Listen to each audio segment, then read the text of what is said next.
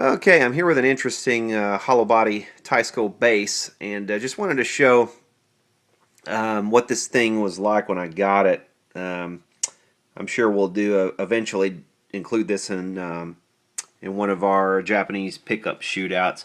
So I thought I would take the opportunity to show these pickups out of the body, since this thing is apart anyway, and kind of show how they come apart. On this style of pickup, there are a couple. There's some tabs on the bottom. What you got to do is get under there with a little screwdriver and just pull the tabs up gently. You don't want to break those, but when you're done, you end up with something like this. This is the outer casing. It's very thin material, so indeed, you want to be very, very careful with these tabs so you don't break them. I've actually seen a few of these with tabs that were broken because someone was kind of careless. Here are our surrounds. Not as thin a material as this material. But still, you don't want to mishandle these. Let's see. Here is what the pickup looks like when it's out. And this one had the leads had just been cut off, so I had to take this apart to rewire these leads. I'm going to wire them back up. I might even get a new wire for that. But this piece goes on the top. This is a little, let's see, I've got a message here. Somebody trying to message me. This piece just slides right down on here like this, and you could peel it right off. And this is the coil, and it will actually come up and off of here, and this remains. This is magnetized with two big magnets on the bottom. That this metal piece attaches to for the poles, and this whole thing again would slide right up and off here if I wanted to slide it off. I don't see any reason to do that. I'm just going to strip these wires back. There are 3 wires. One of them just goes to the bottom plate, and will also tie into the red wire, so those get tied together, and then your white will be your hot. But anyway, yeah, I wanted to show that pickup out of the guitar. But you could see why these would sound pretty good. Those magnets are big and they're very strong. Unlike some of the other Japanese pickups you'll run across, those are pretty massive magnets. That's why these pickups are so massive. When you pick them up, they have some pretty good weight to them. They're not just they're not little wussy magnets that they put in there. So that helps out a lot with the tone, and also. You can see the windings in there go almost all the way from the middle out to the edge, so it's wound fairly hot as well. So that's kind of the secret to why these pickups usually sound so good. They're really hotly wound, and they have some big magnets in there doing a lot of work. So yeah, I just wanted to show those pickups, and we're also gonna kind of probably follow the restoration of this bass.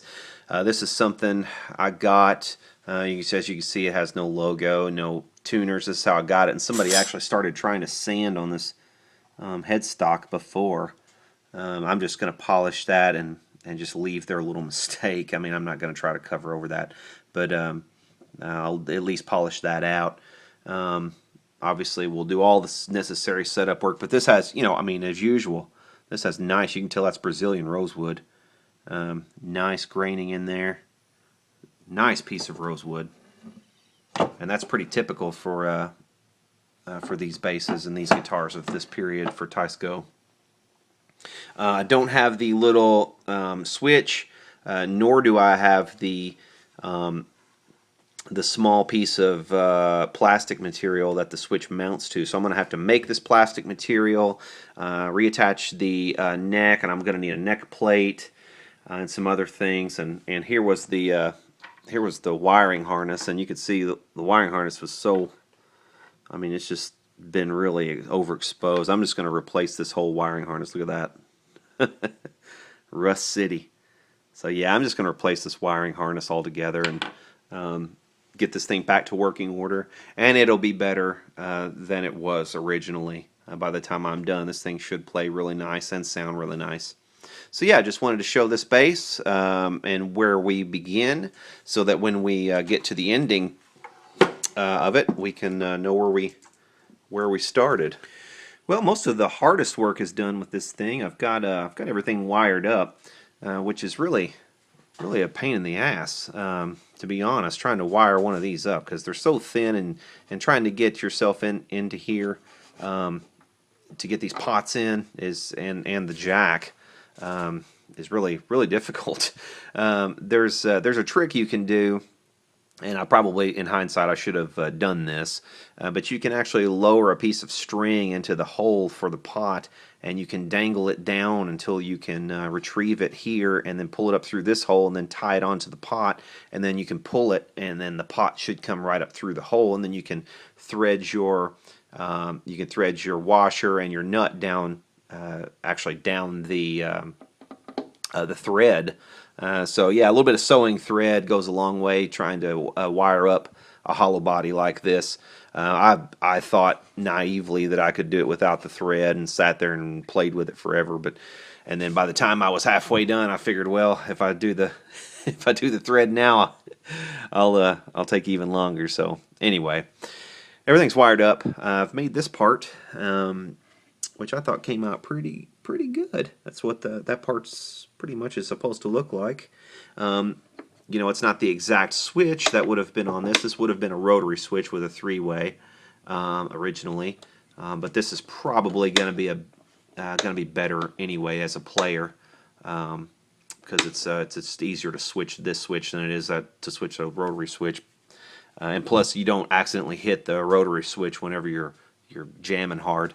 Come in here with a chisel and chiseled this out a little bit, instead of trying to shim, put a huge shim in here, because these always dip down right in this area by this first pickup. They always the bodies on these always sort of dip down this way, and everything over time. So it's really best, if you're going to have to shim these anyway, but it's probably best, instead of putting a huge shim in, to try to get as close as possible with a chisel, if you have a chisel.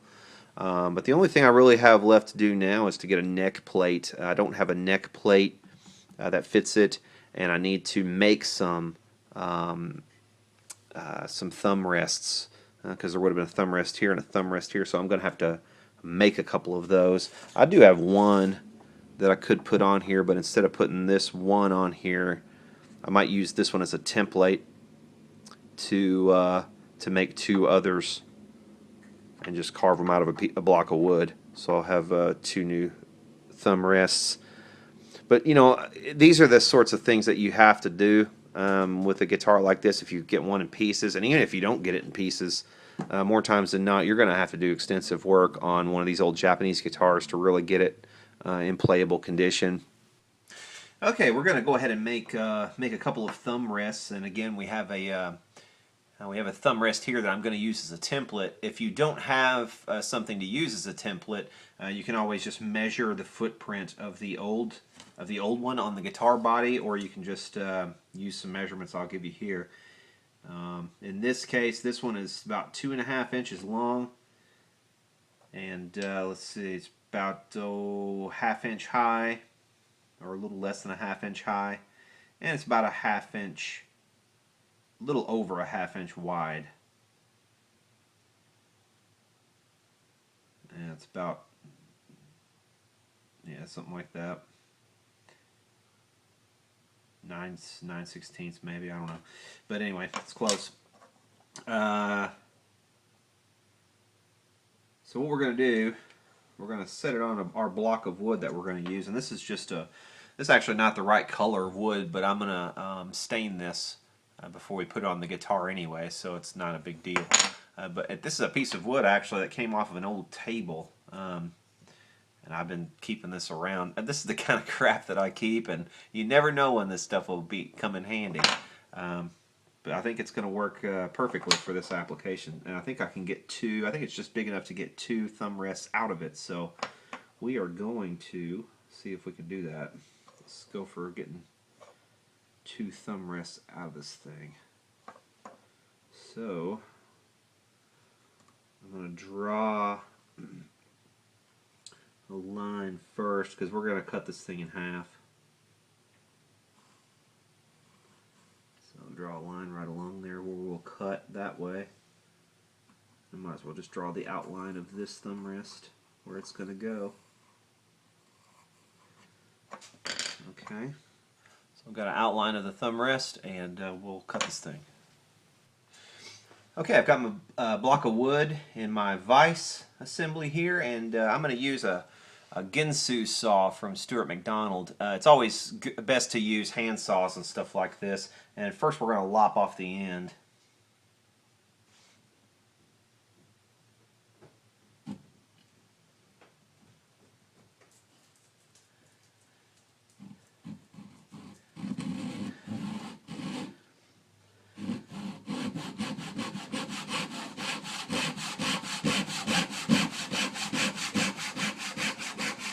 This particular saw makes very quick work. Very efficient. There you go. Lopping off that end. Now we're going to readjust. And we will cut along our lines so we can get our two thumb rests out of this thing. Let's go this way first. Cut right down the center.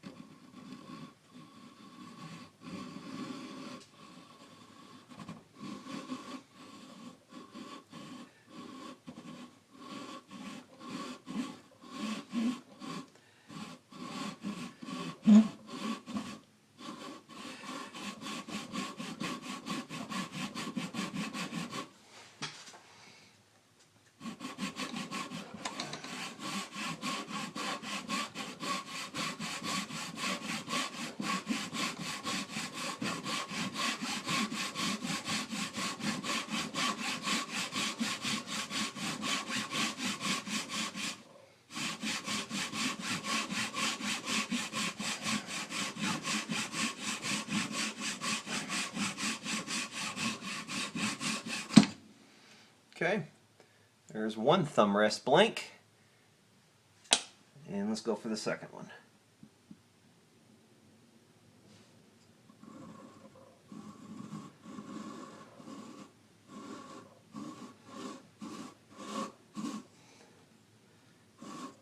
Being careful to go straight up and down.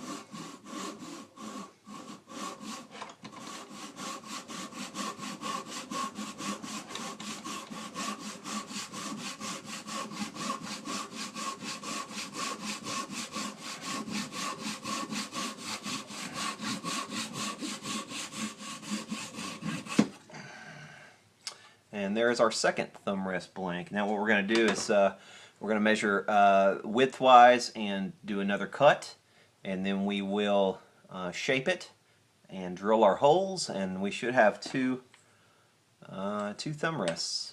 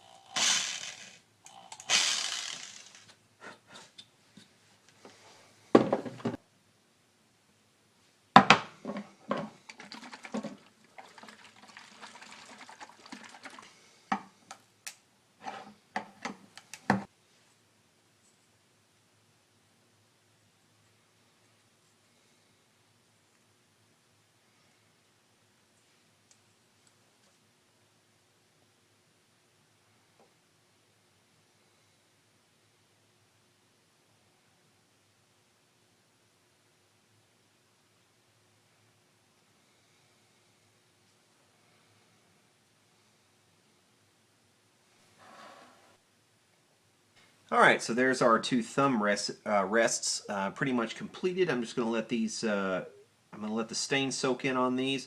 Then I'm going to shoot them with a couple of coats of clear polyurethane lacquer, and we should be ready with these. We're going to set these aside for a moment, and let's make a neck plate for this thing.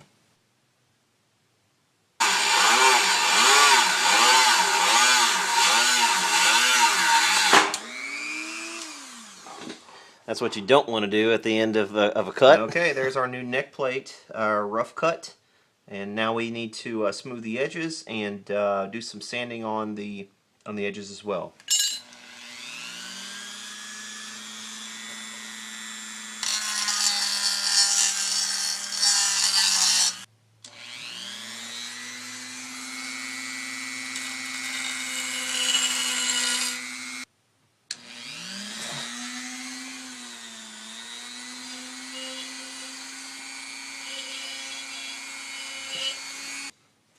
Okay, there's our cut and polished neck plate. Now we just need to make a template and drill our holes.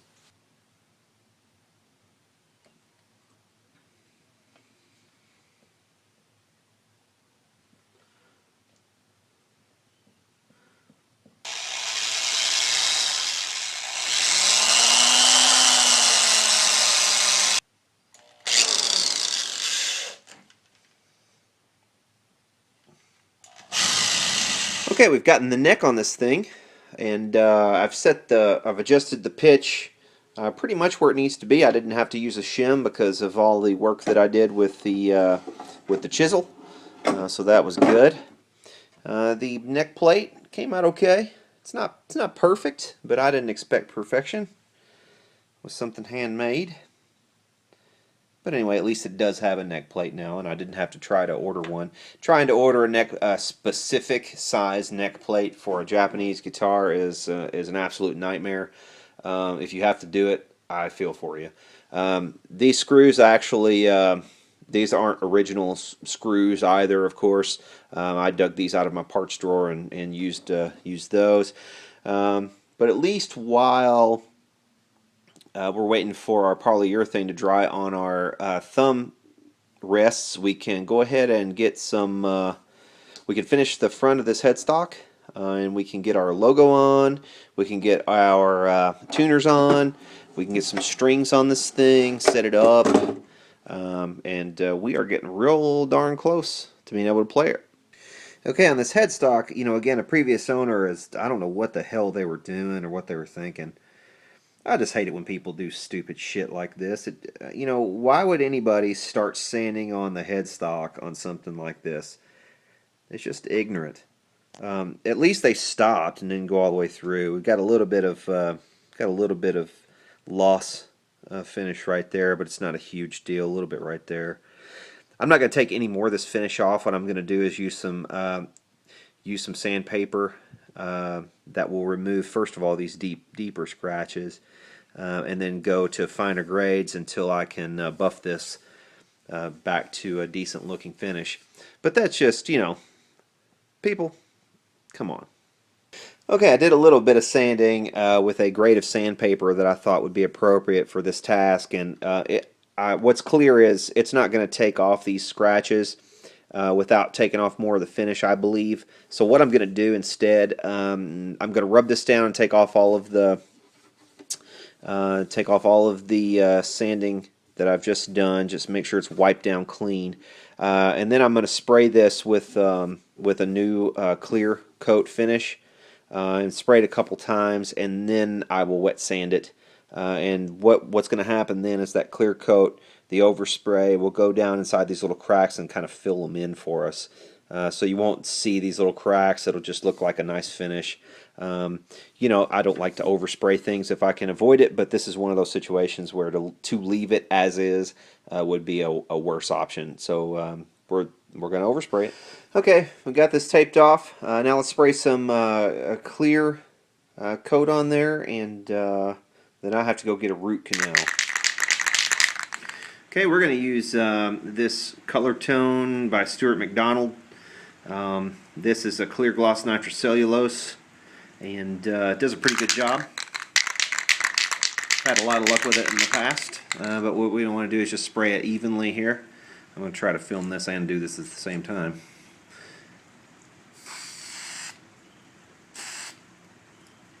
And you can see already after one coat, a lot of those scratches have already disappeared. That's because it kind of levels itself out. It finds its own level. So after maybe another coat, maybe another 2 coats of this, we'll be at a point where we can wet sand it, and it'll look good.